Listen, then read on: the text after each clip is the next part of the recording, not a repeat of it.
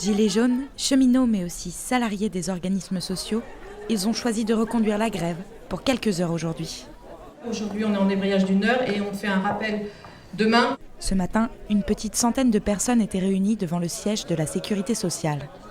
Les organes sociaux, c'est une entreprise privée. Donc pour l'instant, on est soumis aux 25 meilleures années. Mais avec la réforme des retraites, on serait soumis à l'ensemble de la carrière. Donc comme on commence avec des salaires très bas à la sécurité sociale, donc ça veut dire une baisse du montant de nos retraites. Parmi eux aussi, des employés d'EDF. Thierry, par exemple, estime qu'il perdrait entre 400 et 500 euros par mois. Il soulève aussi un autre point, celui de la pénibilité du travail. Je ne vois absolument pas des collègues monteurs, c'est-à-dire ceux qui grimpent au poteau, soit avec des nacelles maintenant effectivement, mais faire ça à 65-66 ans, c'est totalement ubuesque, c'est absurde. Inquiétude partagée par les salariés d'Enedis. Hier, pendant 1 heure, ils ont coupé le courant de 3 zones commerciales de la région. Une action coup de poing, décidée collectivement.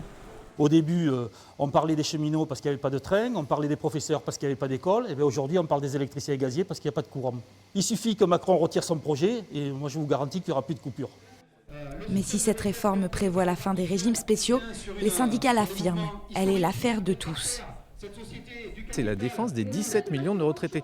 Le plus grand régime attaqué, ce n'est pas le régime des cheminots ou de la RATP, c'est le régime général qui couvre 80% des salariés. Donc c'est celui-là qui est dans le viseur du gouvernement. Demain, les syndicats seront dans la rue. Des perturbations sont encore à prévoir à la SNCF et dans d'autres services.